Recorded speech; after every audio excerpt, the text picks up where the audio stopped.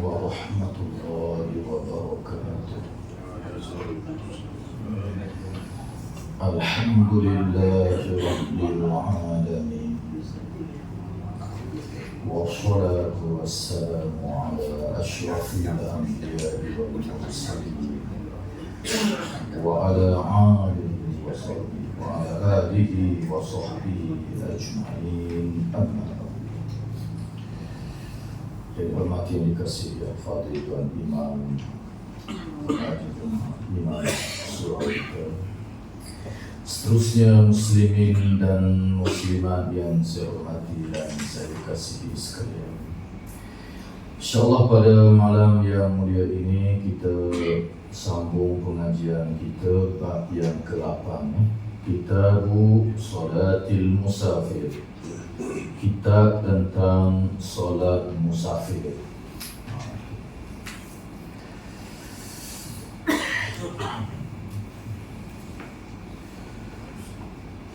Tajuk yang pertama, mengqasar solat bagi musafir. Musafir ni orang yang berjalan jauh lebih daripada 2 marhalah, meskipun dalam keadaan aman. Walaupun musafir kita tu aman, musafir kita tu naik terbang laju sekejap setengah jam pun boleh kita qasar sembahyang. Antara dalil yang dibawa oleh Imam Muslim, an Ya'la ibni Umayyah qala qultu li Umar bin al-Khattab laisa 'alaikum junahun an taqsuru min as-salati in khiftum an yaftinakum. Tak ada bagi lah, ada bagi datang an yaftinakum alladhina kafaru faqad amina an-nasu faqala ajibtu mimma ajibta minhu fasa'altu Rasulullah sallallahu alaihi wasallam an dhalika faqala sadaqatun tasaddaqallahu biha alaikum faqbalu sadaqatah. Daripada Ya'la bin Umayyah radhiyallahu ta'ala anhu, dia berkata, aku pernah menanyakan kepada Umar bin Al-Khattab radhiyallahu anhu mengenai ayat, maka tidaklah mengapa kamu mengqasarkan solatmu jika kamu takut diserang orang kafir. Surah An-Nisa ayat 4. Surah An-Nisa ayat 101. 4 itu bilangan surah yang keempat. Padahal kaum muslimin dalam keadaan aman. Maka Umar menjawab, aku juga merasa heran sebagaimana kamu. Lalu aku bertanya kepada Rasulullah sallallahu alaihi wasallam tentang hal itu. Lalu baginda menjawab, itu adalah kemurahan yang diberikan oleh Allah kepadamu. Itu adalah sedekah tasaddaqallahu biha alaikum, yang Allah beri sedekah kepada kamu, maka terimalah sedekah Tuhan itu, kata Nabi. Hadis yang pertama yang kita baca ini diambil oleh Ya'la bin Umayyah. Dia ni ulama tabi'in, ulama tabi'in. Dia pernah tanya kepada Sayyidina Umar bin Al-Khattab radhiyallahu ta'ala anhu. Tabi'in ni anak murid sahabat. Dia tak sempat jumpa dengan Nabi, dia jumpa dengan para sahabat. Pertanyaan kita tulis RA juga radhiyallahu anhu, macam sahabat juga. Boleh ke tak boleh? Tak apa, tak menjadi halangan. Radhiyallahu anhu ni doa, tetapi lazimnya apabila kita sebut nama sahabat baru kita sebut radhiyallahu anhu. Tetapi setengah-setengah kitab tu nama-nama ulama Imam Syafi'i. Saya dulu tengok satu kitab Imam Syafi'i, tapi dia tulis dia tulis radhiyallahu anhu. Jadi sebenarnya itu doa radhiyallahu anhu tu dengan makna mudah-mudahan Allah redha padanya. Doa. Kalau orang belajar tata bahasa Arab dipanggil fi'il madhi, past tense kalau betul, tetapi dalam bahasa Arab fi'il madhi ni dia banyak jenis. Antaranya dipanggil fi'lul madhi lid doa, dengan makna doa, bukan dengan makna telah lalu. Redha tak redha ni kita tak tahu, Allah saja yang tahu. Tapi ini doa, kalau kita sebut kepada seseorang pun dengan radhiyallahu anhu tak apa. Tapi lazimnya sahabat kita doa dengan radhiyallahu anhu. Sebab Allah sebut dalam Al-Quran, radhiyallahu anhum wa radu'an. Allah redha pada mereka, mereka redha pada Allah. Kita sebut nama mereka, kita doa supaya dia memperolehi keredaan Allah. Walaupun Tuhan ada janji dah. Kalau kita sebut nama Nabi Muhammad, kita sebut sallallahu alaihi wasallam. Itu pun doa juga. Doa. Nama orang lain kita tak sebut macam itu. Sallallahu alaihi wasallam dengan makna mudah-mudahan Allah memberi rahmat, memberi keampunan dan kedudukan yang tinggi pada Nabi Muhammad dan salam pada Nabi Muhammad. Walaupun Nabi itu ampun dah, Nabi lah kedudukan yang paling tinggi, tapi kita minta juga kelebihannya kembali pada kita. Kalau para ulama dan orang-orang lain, lazimnya kita doa dengan rahimahullah, moga-moga Allah merahmatinya. Tapi kalau nama-nama ulama pun kalau dia sebut radhiyallahu anhu tidak menjadi halangan.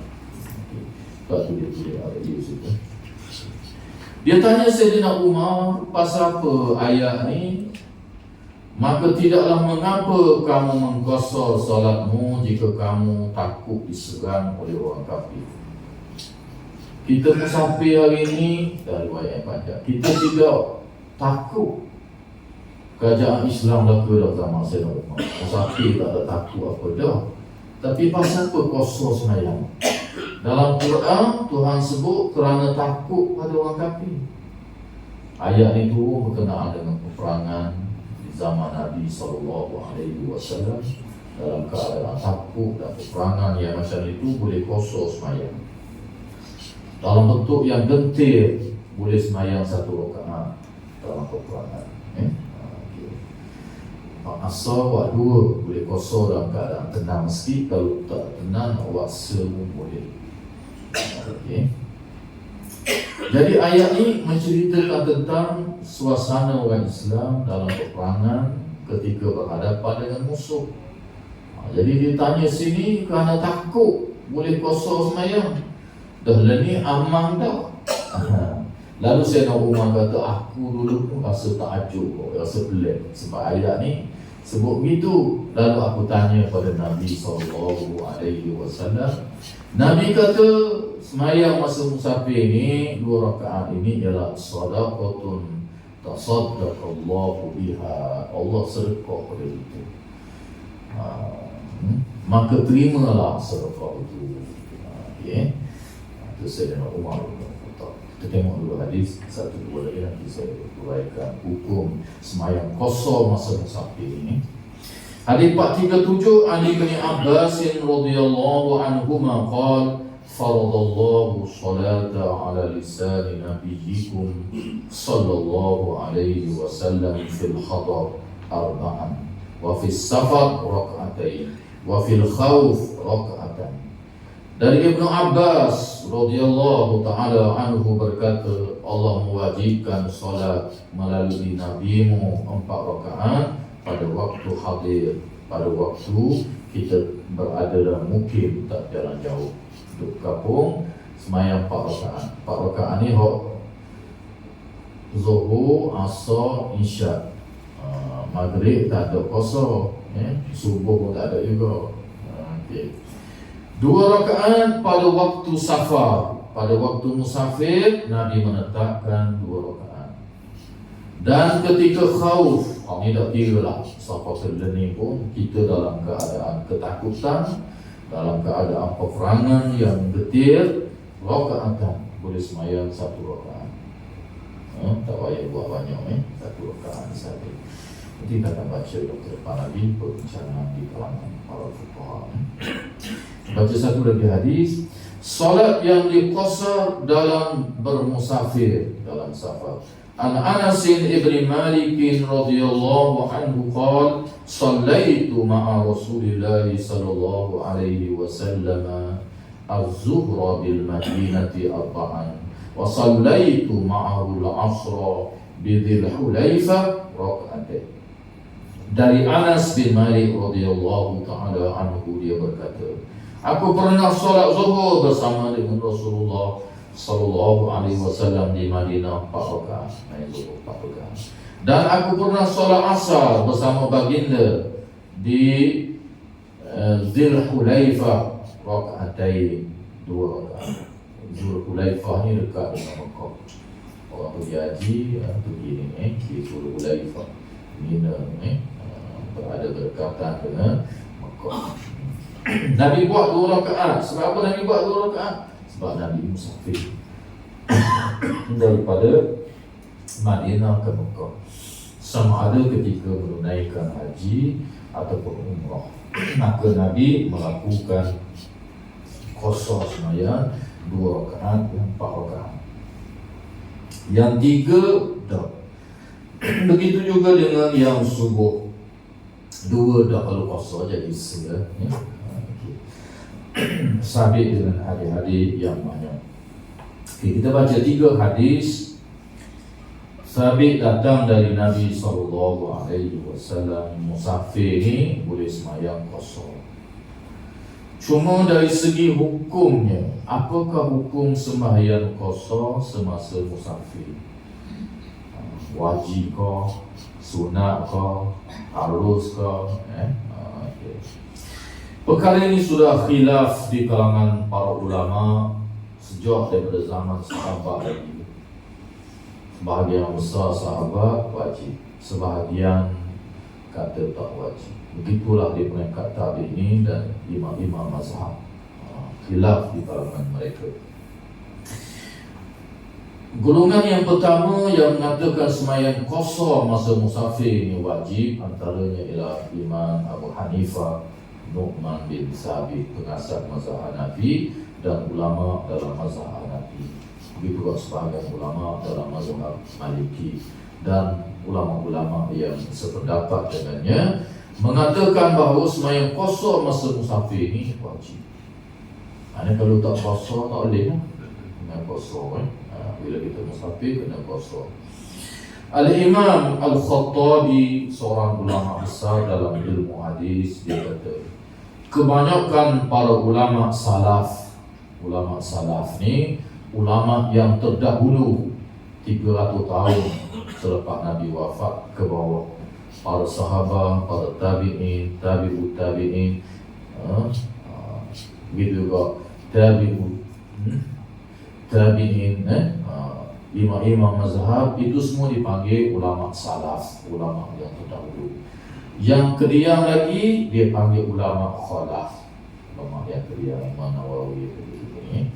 Ulama-ulama di peringkat awal Islam 300 tahun selepas wafat Nabi ini, kebanyakan mereka, kata Al-Imam Al-Khattabi, menganggap sembahyang qasar ketika kita musafir adalah wajib.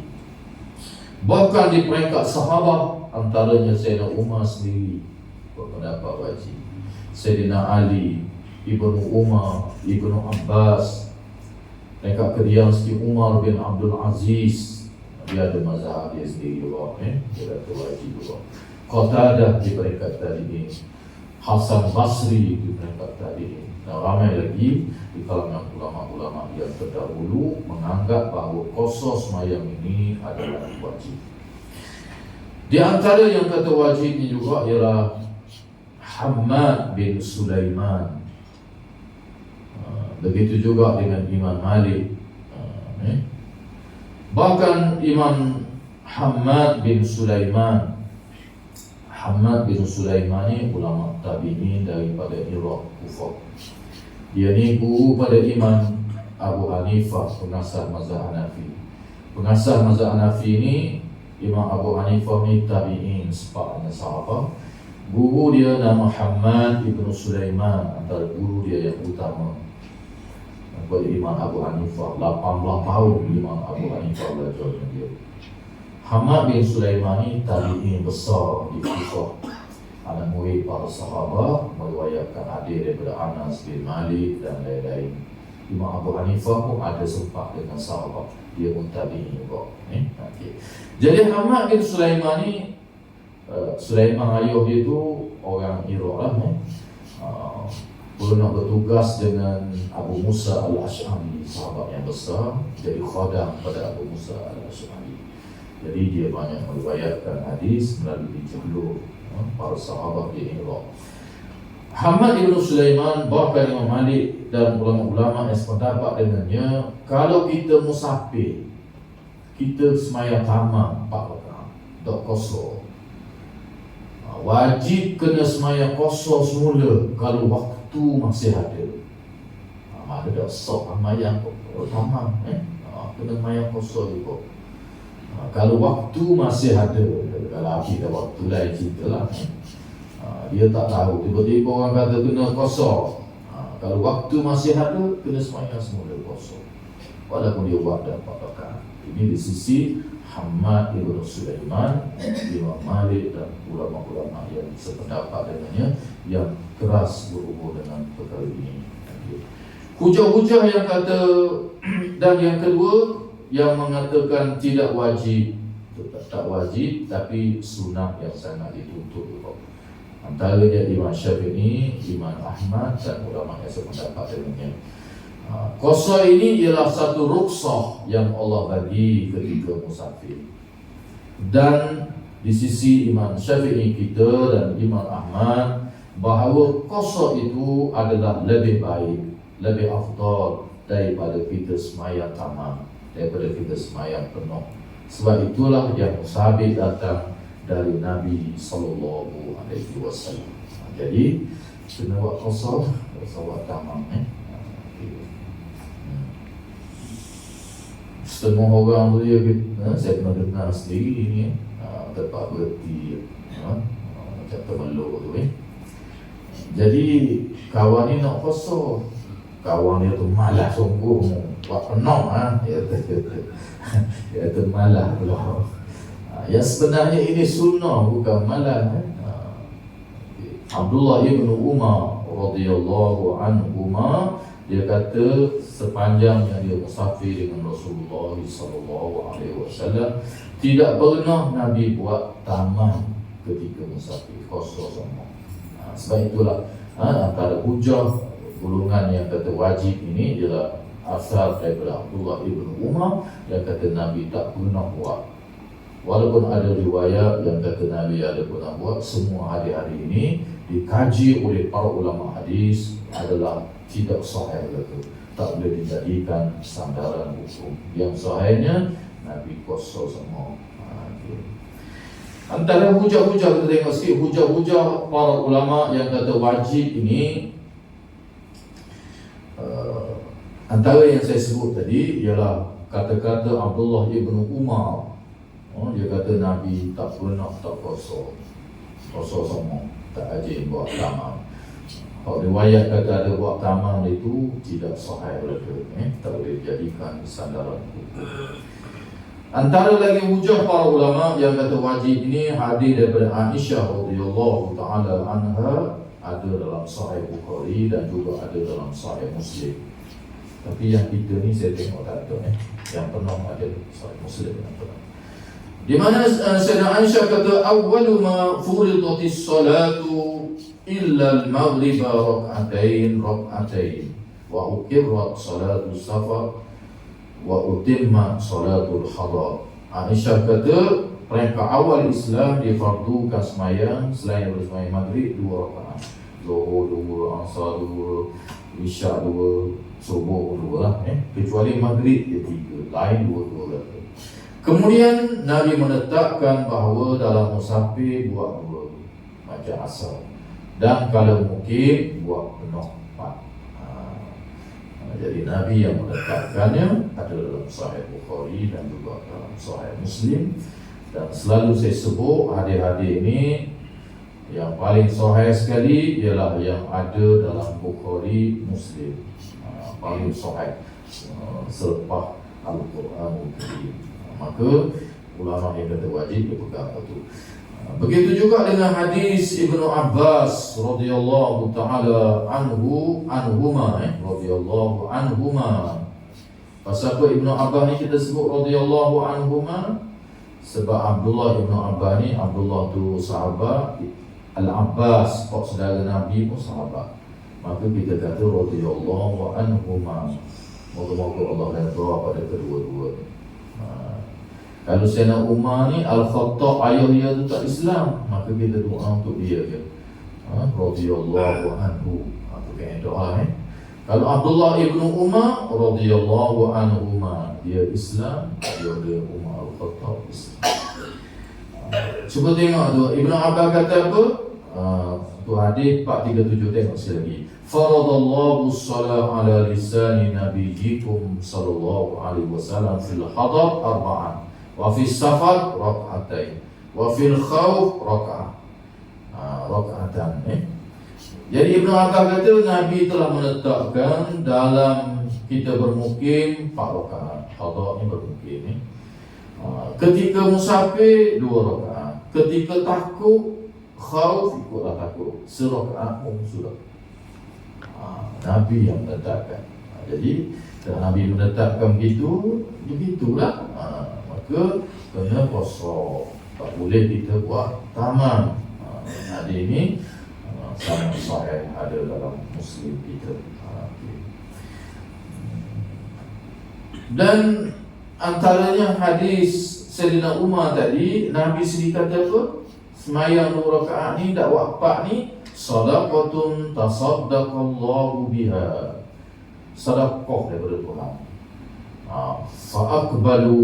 Faqbalu sadaqah, naklah kamu menerima sedekah. Nabi perintah supaya kita terima sedekah.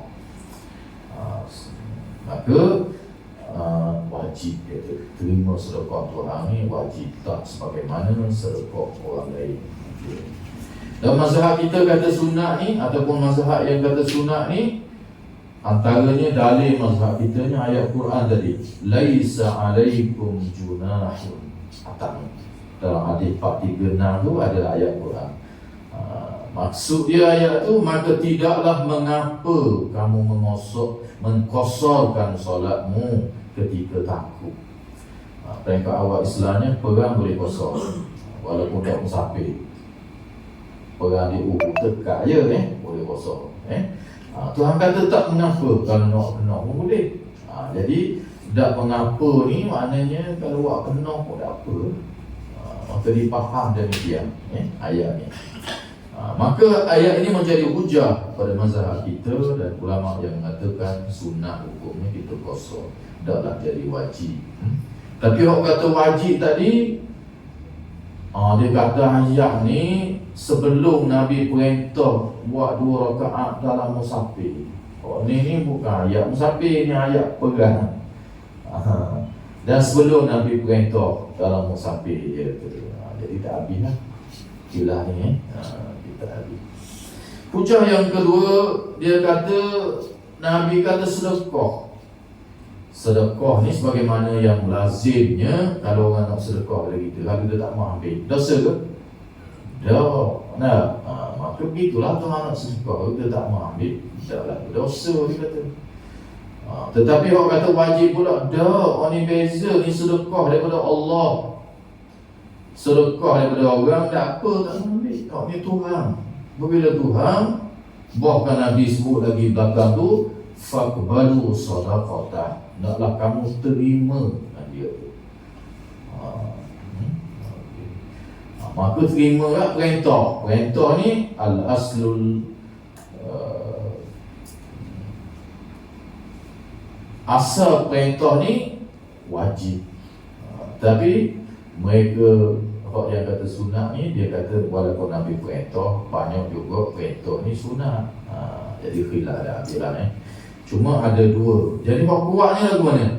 Hak kuatnya yang utamanya lebih baik kita kosor lah.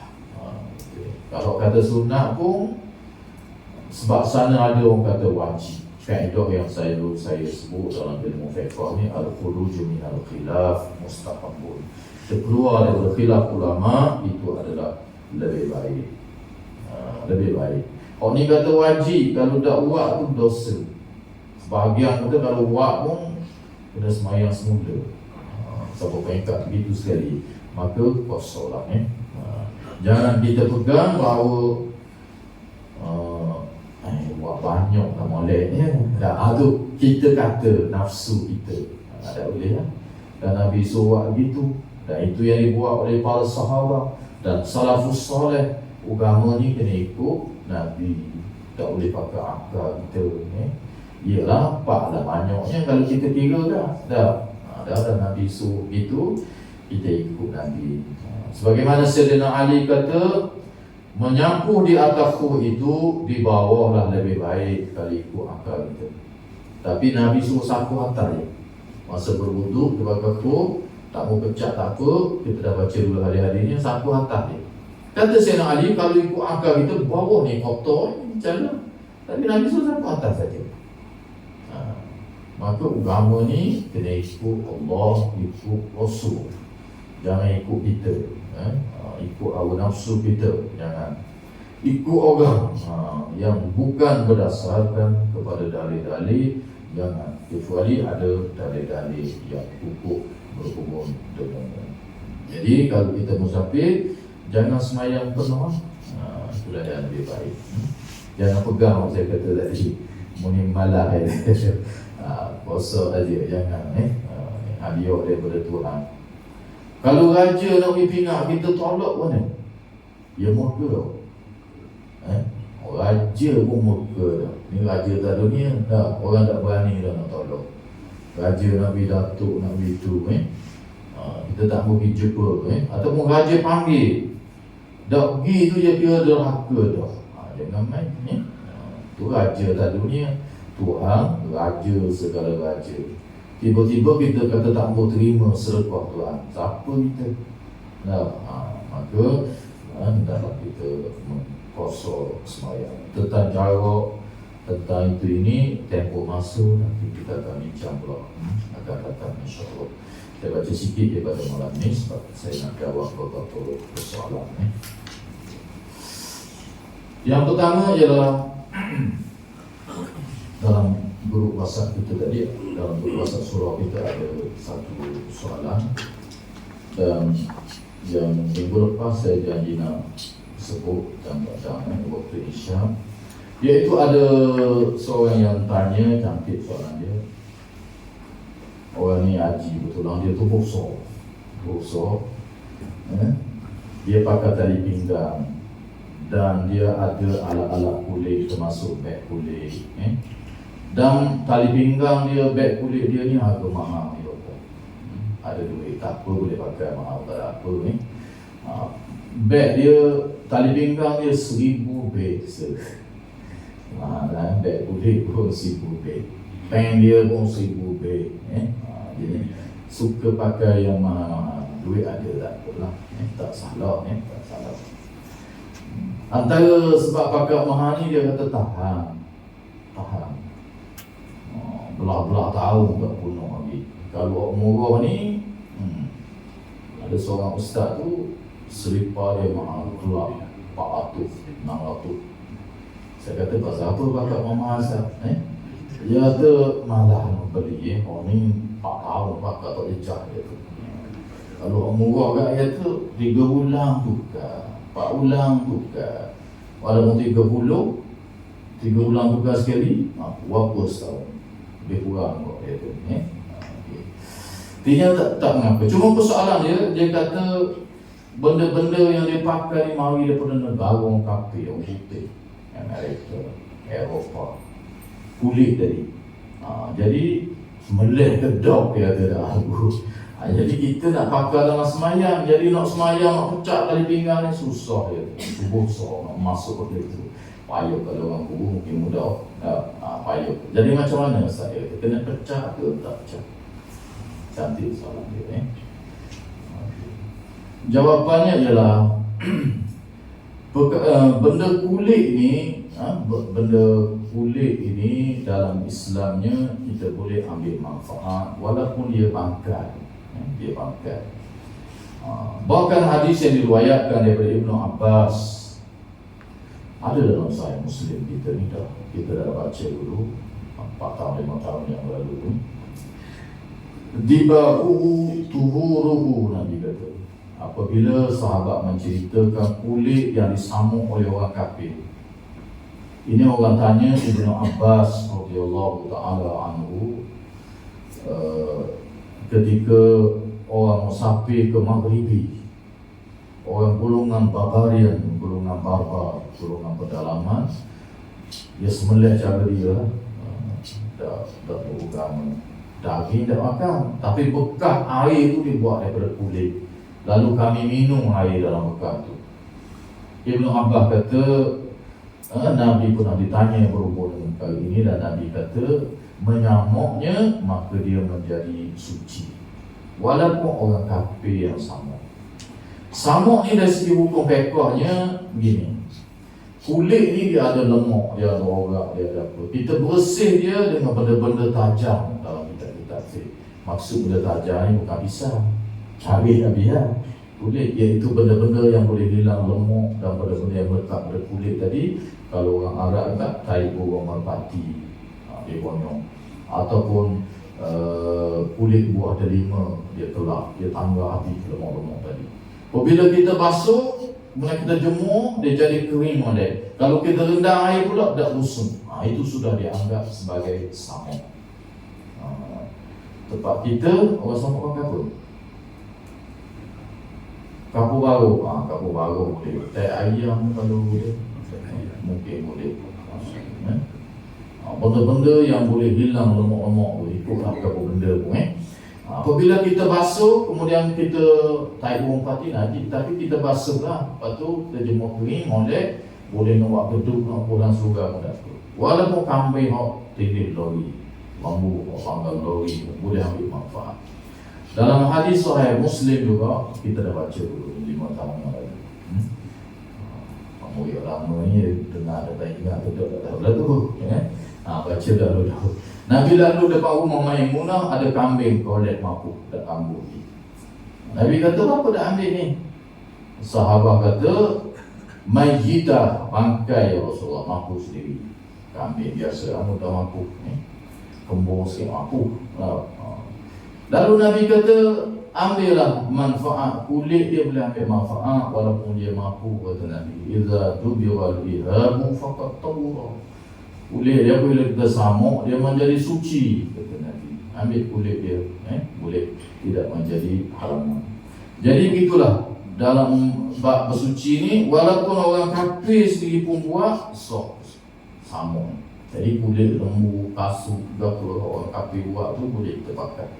Buat baju kulit tu tak baik, boleh buat semayang. Daripada Amerika baju kulit, daripada Amerika pun tak apa. Dia samuk dah tu, tak usung. Dia sudah samuk dan Islam memperakuinya. Dan banyak benda dalam Islam ini orang kafir buat pun Islam memperakui. Kita dah bertemu banyak benda, dan ke depan nanti kita akan baca habis beberapa kitab ni. Kita akan berjumpa bab jenazah. Orang kafir boleh mandi jenazah, orang Hindu boleh mandi, sah juga. Walaupun mandi orang mati ni hukum syarak, wajib. Tapi kalau tak ada orang nak mandi, puanglah ke, nakuklah ke. Ada Hindu dia mandi, sah juga. Covid pun ni, orang kerja di hospital, betul orang Islam ada, Hindu tukang mandi, ikutlah cara-cara yang doktor yang hospital tetap tu, dia mandi sah macam, walaupun dia tidak Islam, dia Hindu. Itu dari segi hukum ekor lah. Ada benda-benda yang orang kafir boleh buat, termasuk dalam samuk kulit binatang tadi. Walaupun orang kafir China ke apa ke, sah. Maknanya beg kulit tadi, tali pinggang kulit tadi tak payah pecah. Dalam mazhab kita, dia panggil suci zahiran wa batinan. Zahir luar dia suci, dalam pun suci. Kita boleh bawa semayang. Kecuali sebahagian mazhab seperti mazhab Maliki, dia panggil suci zahiran wala batinan. Zahir dia suci, dalam tak suci dari segi mazhab Maliki. Sebab kita basuh samuk tu luar je dia kata. Kalau kita buat sejadah tersemayang atas dia, sah. Tapi kalau kita pakai tadi, kita buat baju, tak sah. Sebab dalam dia tak suci. Kita menanggung najis dia kata. Tapi kebanyakan ulama termasuk mazhab kitanya, jumhur ulama, suci zahiran wa batinan. Zahir dan batin, intinya boleh bawa semayang walaupun beg kulit dan sebagainya. Orang kurang kulit buaya mari daripada mereka syarikat 500,000 nak untuk bawa apa hilang lalah pun dalam beg mayang. So tak apa, kulit ular, kulit apa boleh kata. Dalam mazhab kita yang tak boleh samuknya kulit babi, kulit anjing, sebab dia anggap sebagai ain najis. Kulit tu sendiri najis dah, kalau samuk pun tak suci. Lain daripada tu babi, buaya, lain daripada tu ular, buaya, gagung, zirafah boleh samuk dah tu. Boleh pakai, boleh buat bekal air dan seumpamanya. Mazhab Hanafi hanya anjing, hanya babi, kulit babi saja tak boleh samuk. Anjing boleh lagi, sebab dalam mazhab dia tak najis. Mazhab Az-Zahiri, mazhab Ahli Sunnah wal Jamaah juga, Abu Dawud Az-Zahiri, Ibn Hazmin Al-Andalusi dan ramai juga ulama yang sependapat dengannya. Hak ni semua kulit boleh samuk daga, termasuk babi. Termasuk babi pun boleh samuk dan boleh ambil manfaat. Sebab dalam mazhab dia yang tak bolehnya daging babi sahaja. Sebab hak ni disebut dalam Quran dan disebut dalam hadis-hadis yang sahih. Kulit babi, lemak babi, tulang Tuhan rakyat. Nabi pun tak rakyat. Rakyat tu tak rakyat, tak halal.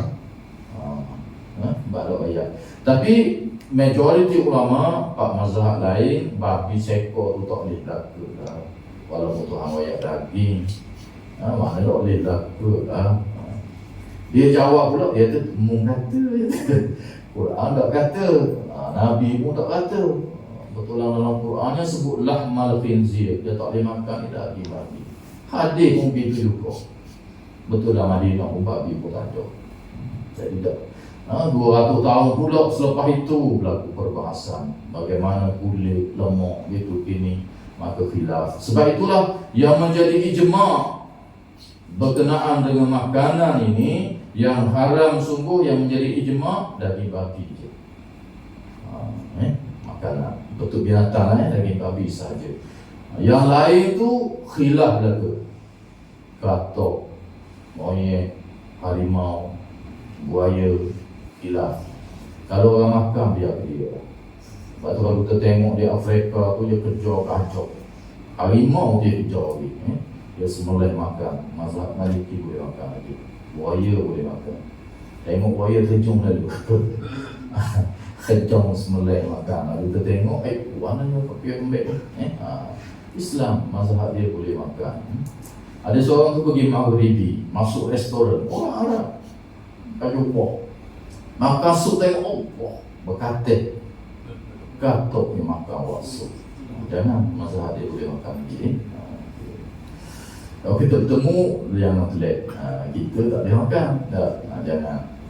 Ini adalah sangat luas perbahasan ini dan sudah acap kali saya sebut berhubung dengan ini masih ada. Persoalan yang kedua yang Abang Jamil kita yang bagi suti ini tanya,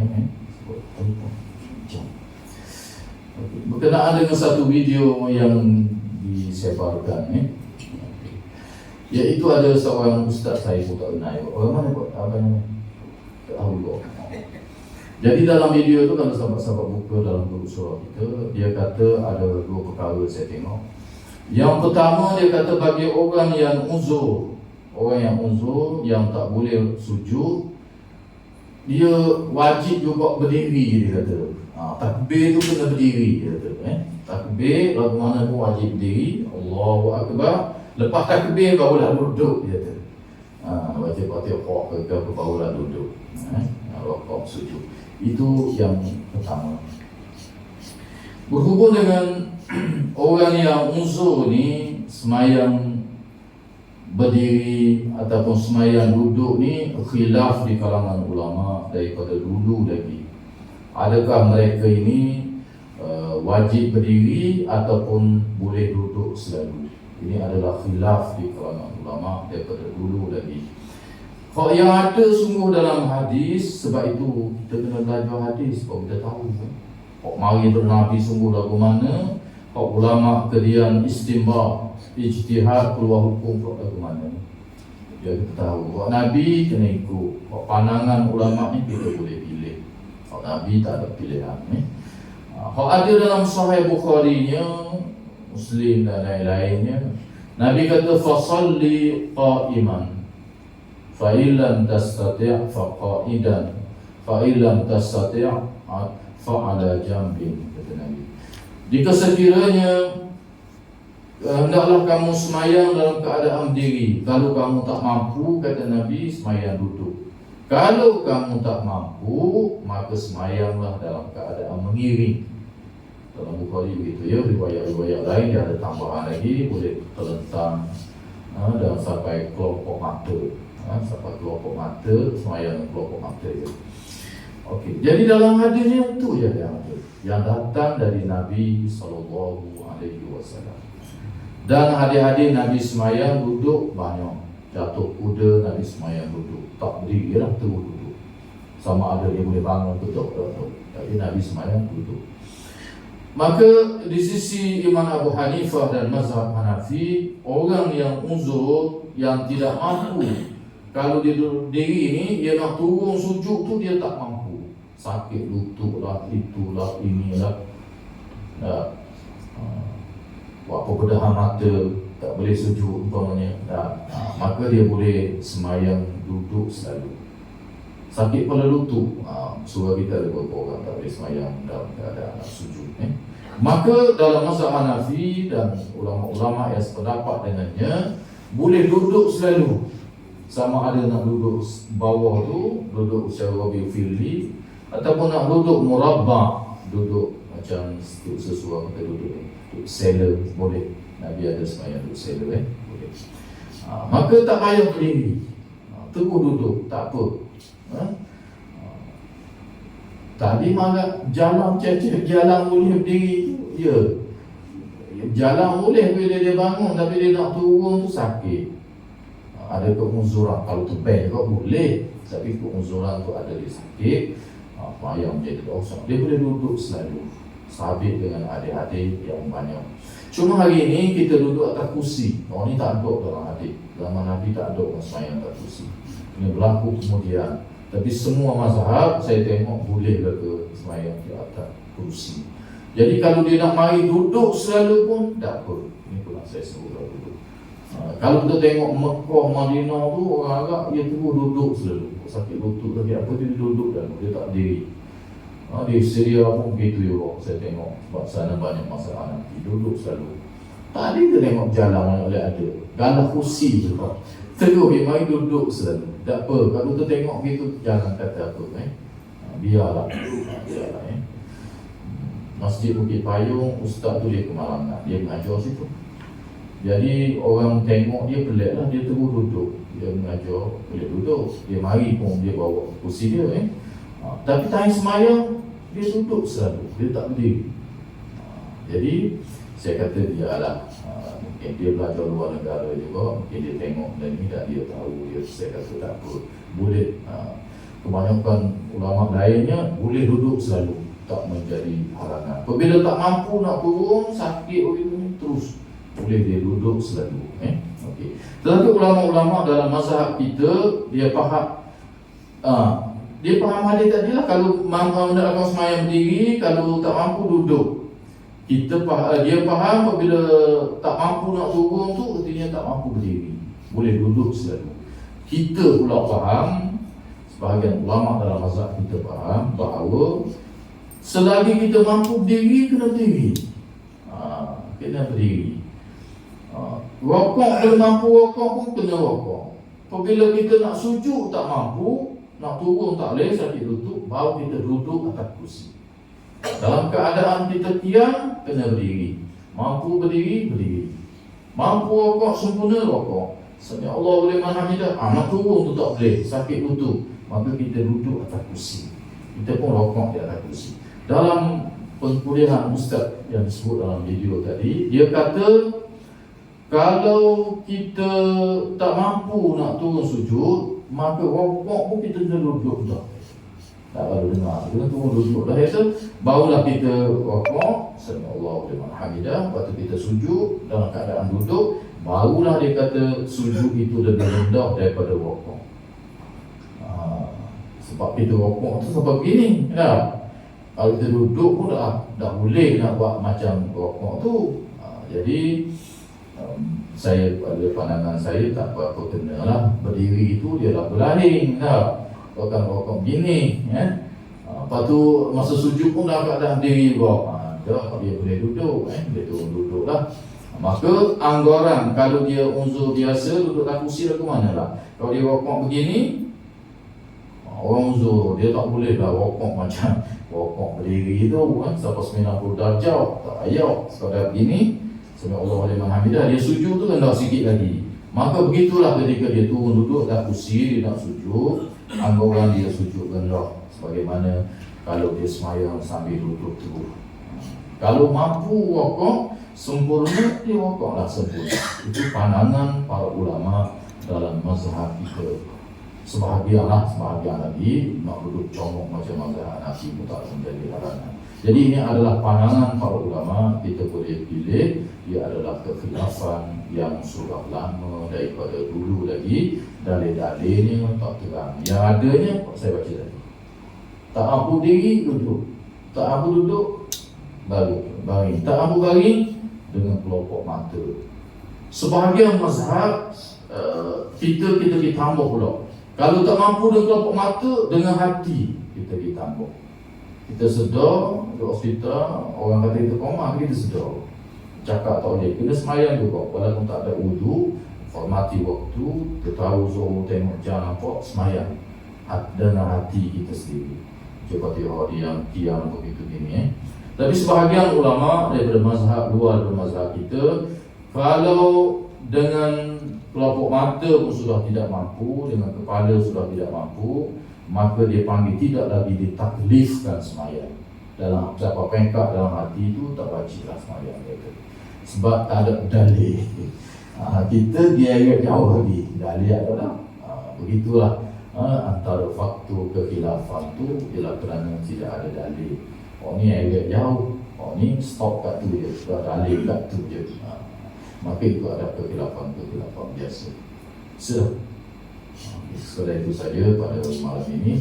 InsyaAllah apa yang disebut ini dapat menambahkan ilmu pengetahuan kepada kita ni. Kadang-kadang melalui bertanya ni boleh menambahkan ilmu. Kadang-kadang benda kecil je tapi kadang-kadang kita pun tak boleh nak jawab, maka kita kena tanya orang yang mengetahuinya. Mudah-mudahan kita dapat memahami agama kita ni dengan cara yang betul, dengan dalil-dalil yang betul dan pembujaan yang betul, berdasarkan keterangan-keterangan yang dibuat oleh para ulama. Sekadar itu sahaja. Aqulu qawli hadza wa astaghfirullahal azim li wa lakum. Wassalamualaikum warahmatullahi wabarakatuh.